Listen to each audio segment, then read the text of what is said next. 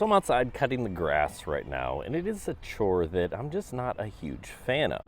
And I'm cutting the grass right now too. And I'm mowing the lawn right now. And right now I'm cutting the grass. So what the heck am I talking about? Well, actually, I'm talking about this guy. My Yarbo. He is cutting the grass, and he's doing a pretty fantastic job. Actually, he could also be blowing leaves or plowing my driveway. So there's a lot that really we need to talk about here. So first, I want to talk about my experience with Yarbo as a lawnmower. Now, it does more than just mow lawns, but that's what I'm going to use it the most for, and that's what I have the most experience using it. I have used the leaf blower. I've dabbled with the core a little bit, and I plan to use the snow blower in the winter. But I think most people really, they're looking for a lawnmower that can do some other things, and it's an impressive machine. Now, I've used robotic lawnmowers before. I have a couple of different units that I've tested. I've tested the small, like Roomba ones where you set up like basically a dog fence and they kind of randomly cut your grass. And I've tried a different GPS based lawnmower.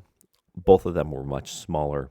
This one, It is not a toy. This is a serious machine. Those tank treads, yeah, they're legit. You're going to be able to mow a lot more difficult terrain with the Yarbo machine than you would with pretty much any of the other things out there on the market. So right off the bat, you got to know that. Now, that comes with a caveat, right? This thing is not small, right? It is big and heavy. So there's that. Now, listen, you're not going to pick this thing up and walk it around. It drives itself. So there is that. Now, it does have some built-in sensors and things, which they do work. I'll show you a little test here. All right, so does obstacle avoidance work? Well, let's get ourselves in the path. It sensed me. Doesn't want to come forward. It's going to see if it can navigate around. Yeah, it's trying. There we go. All right, now what if I get directly in front of it? Yep, sense me again, and it's going to try and go around. That's going to mess up the lines in my yard, but all in the interest of does this thing work?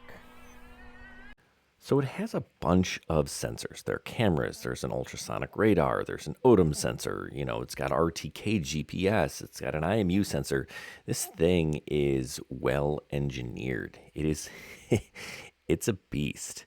So, back to my experience cutting the grass, right? So you have a couple of different options. You can do the grid patterns, you can do a diamond pattern, you can do a spiral pattern.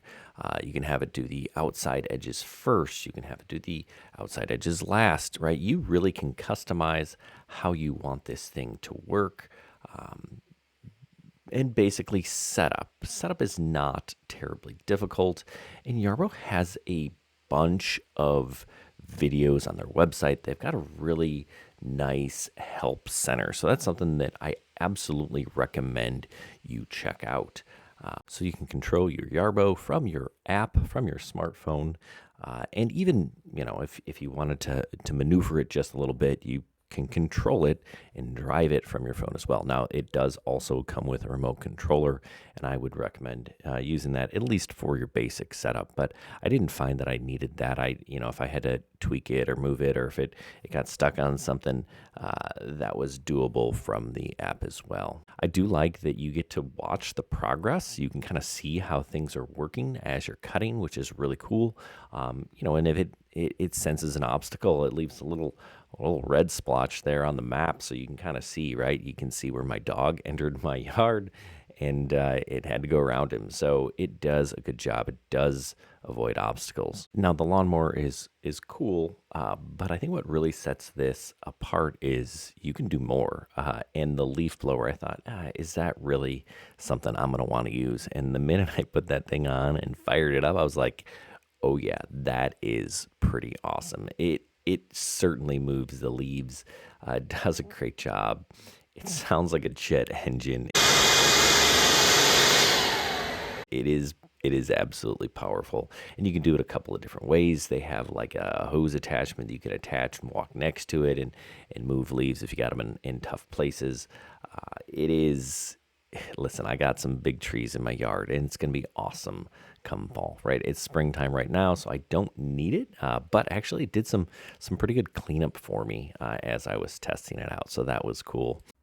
Their newest module is the autonomous trimmer, and that's part of their new sale going on. So that's something you're definitely going to want to check out also. You know, the robot core, you know, it's fine. You can have it follow you, right? Which I think the best application is probably, you know, throw a little cart behind it and you have it tow some things. It says it has a capacity of towing of up to 3,300 pounds. Yeah, like, am I going to pull a car? I probably don't need to do that. Maybe just some mulch or some things like that. And then, of course, there is the snowblower, which I'm not testing right now because I don't have snow, but I'm pretty excited about that. That looks pretty cool.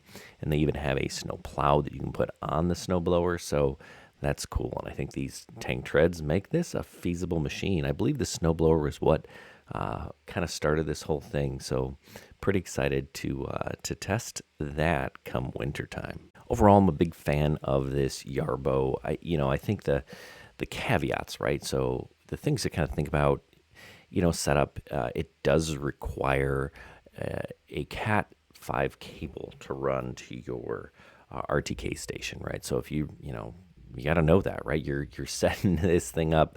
The RTK station, the data center, as they call it, has to go outside. It's best on your roof. Mine's not, right? But that's where it's best, and you got to be able to get that cable all the way to your router. So this is my data station, and it's really important that you find a solid location for this. I put it on this stake, which I pounded into the ground about 2 feet, and you can see I'm running a Cat 6 cable actually all the way around here. Actually buried it underground here all the way. So you can kind of see it's coming up here, and then it runs into my house where my router is, so that it's connected directly to my router.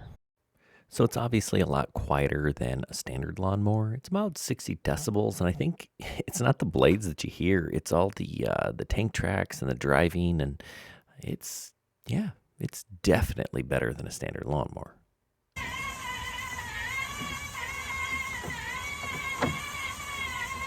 If you have a really complex yard with lots of landscaping, you're going to really need to plan that out and take some time to make sure it doesn't get stuck on some of those things. But that's a absolutely doable thing. It is impressive that this thing, it can mow like 6 acres, and it has 212 minutes of runtime. So it will do large yards. So if you have a small yard, probably not what you're looking for. But if you need something that's going to do a whole lot and cover a lot of ground, this is something you're looking for. If you're looking for a link, I've got it down below. Listen, this guy's not cheap, and if you want good stuff, well, that's how it is.